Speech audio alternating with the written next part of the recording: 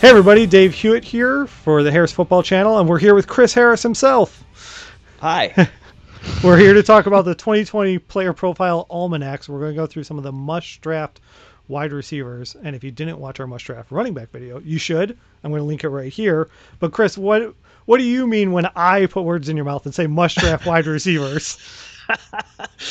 What I mean is that you're a producer of a YouTube channel and you like titles that are sexy. That's what you do.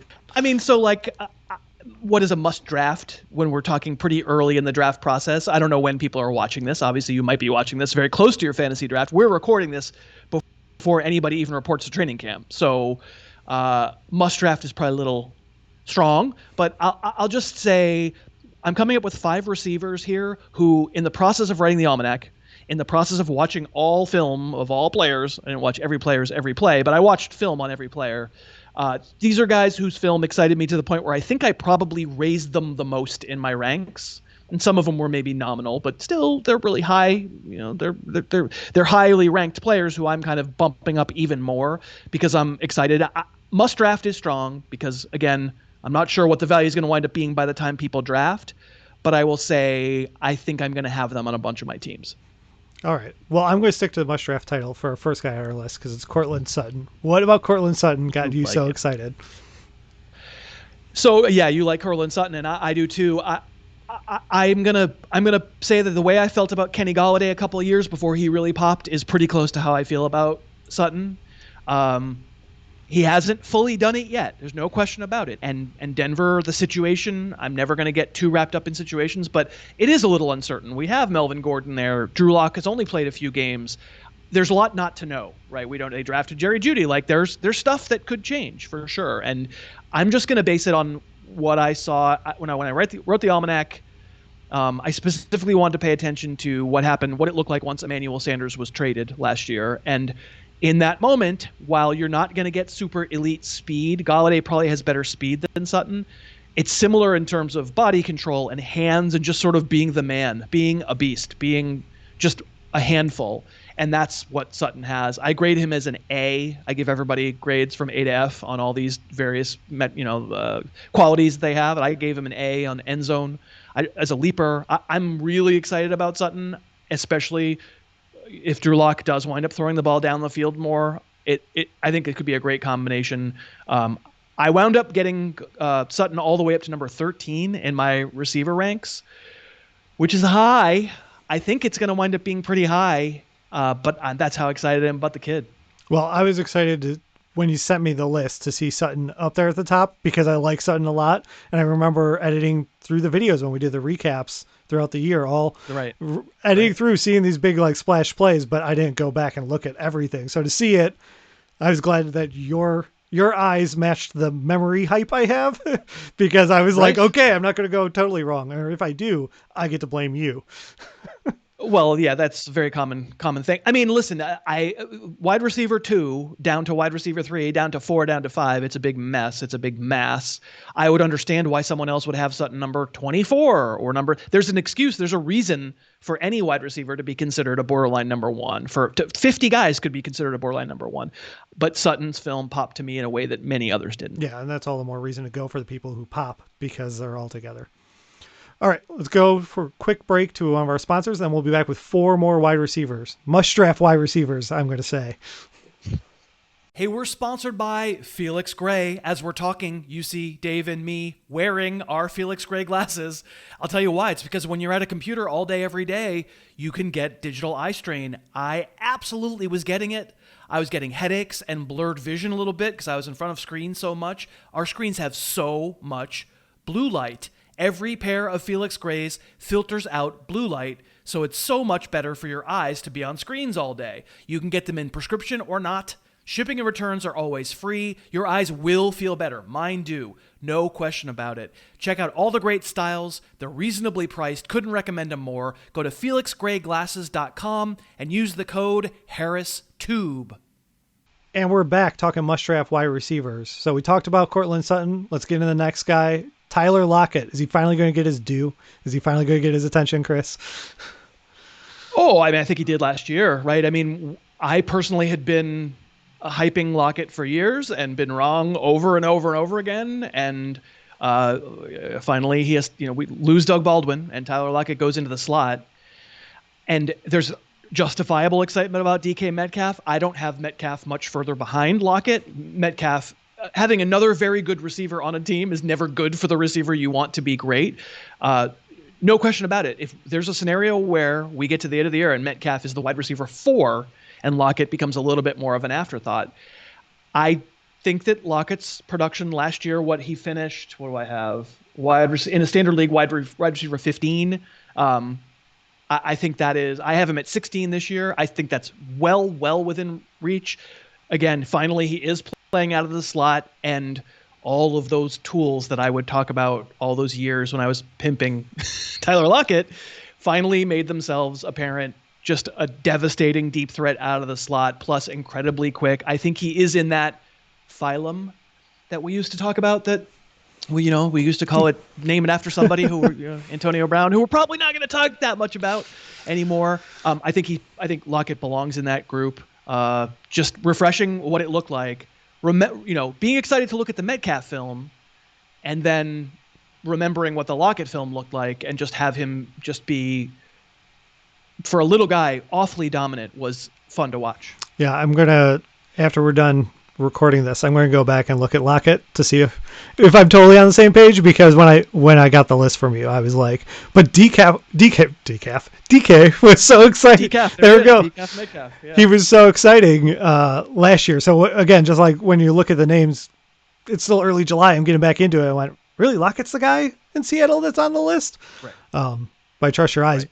Oh, it's not early July. We're recording this in late July, but that's all right. I'm just doing the thing where I switch days. That's what your guests like to do. That's right. Matt Harmon. There we go. Hey, Matt. All right. Next guy on your list is another video that we have a breakdown from Dave Piper as well. Yes. That after you watch this, you go ahead and check it out. It's Terry McLaurin, Scary Terry. What do you got for me, Chris?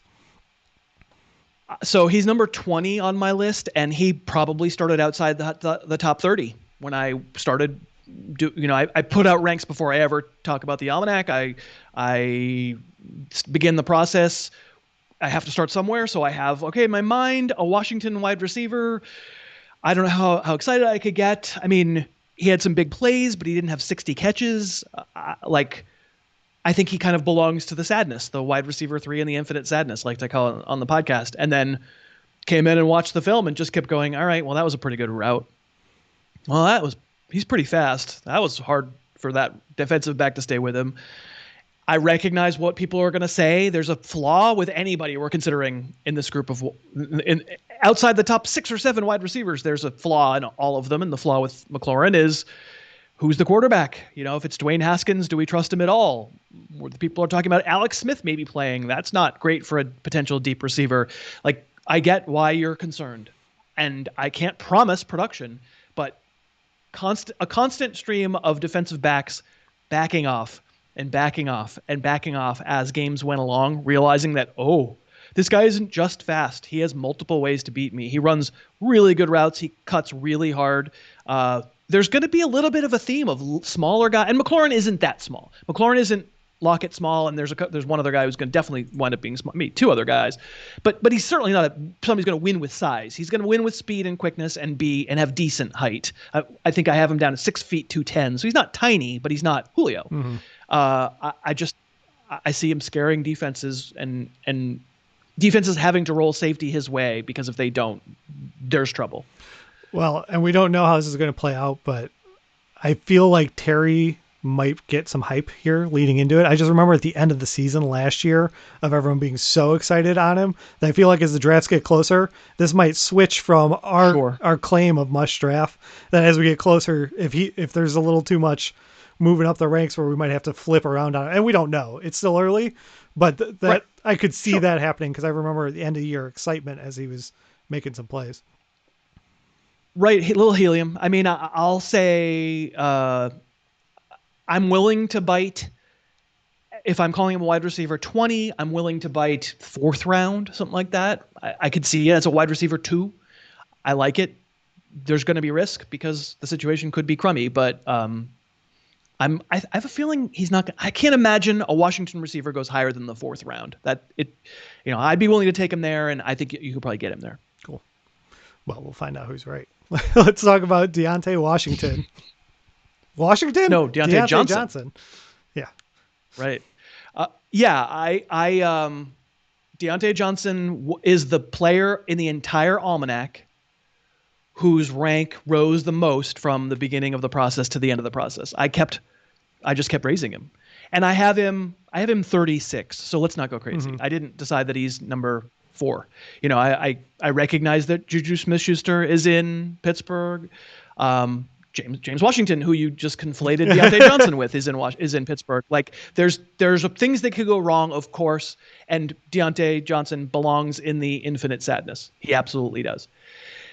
The kid just was fantastic. It's so funny. What did we hear when Roethlisberger got hurt?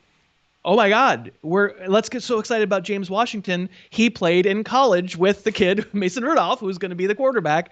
And he's so fast and he's so athletic. And I will absolutely acknowledge that James Washington made big plays and the stats look okay. And all I can tell you is that it felt like every long catch that James Washington made was a contested catch. He didn't really fool anybody. He didn't really run by anybody.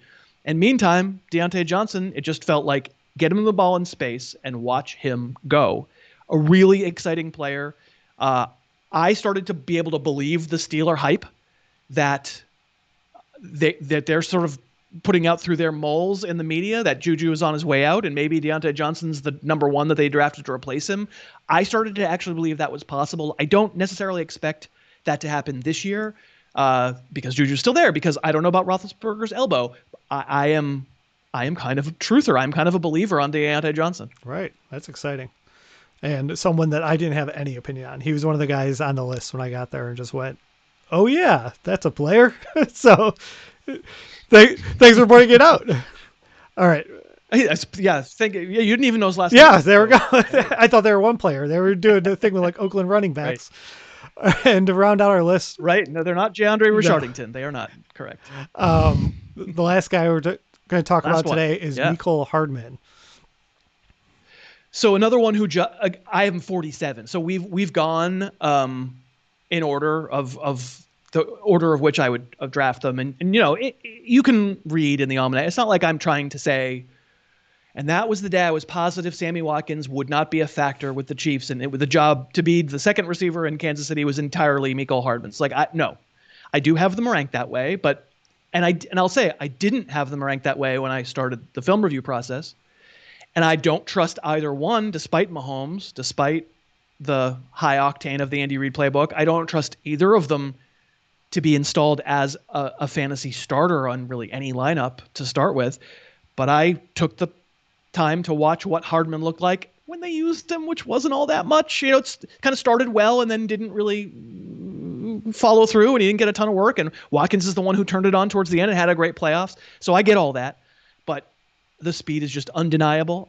If he was draft when Tyreek Hill was having the, let's call them legal problems, but you know, maybe more severe than legal problems, and Mecole Hardman was enlisted as a potential Tyreek replacement at one point, I now watch the scant plays that he was on, and I go, yeah, I could see that. I mean, he wound up concentrating on special teams as the season went along, but just watching those returns, that dude is lightning. He has some Tyreek Hill in him. I think if you're a Chiefs offense and you're choosing who you want to focus on, Watkins is a sort of a slot, and he seems like he's gotten slow, and I'm just not all that excited about him. If I'm taking a late round chance on one of those guys, for me, having watched this film, it's Hardman. Yeah, I'm with you too. Just the logic here at this slot, if we're going late, I want the upside, and it just feels to me like there'd be more upside from someone who can be that quick. Do you think? Sure. Do you think? How should I say this?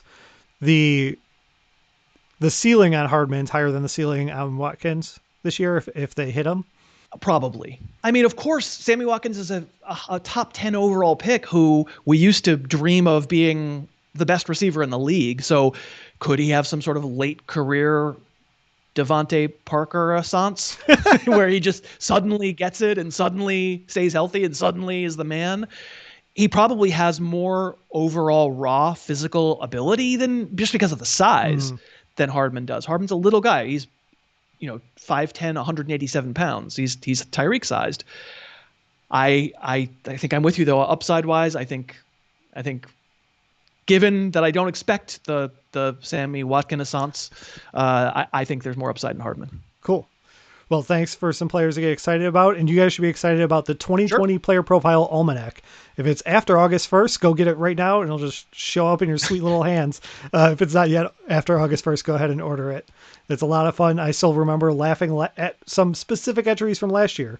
And if you want to know what I'm talking about, like I said, go back and watch the running back video we did. I'm pointing the wrong direction. That way. And I've got the link right here. Thanks, Chris, for coming on your channel. And thanks for kicking off the season again. It's the least I could do. Yeah. The very least I could do. Thanks for watching, everyone. Thanks so much for watching. Please, please, please smash that like button, write a comment, tell us who else you'd like to see us review film on, and of course, best of all, please subscribe to our channel and then click that little bell above the subscribe button and you'll be notified whenever we post a new video.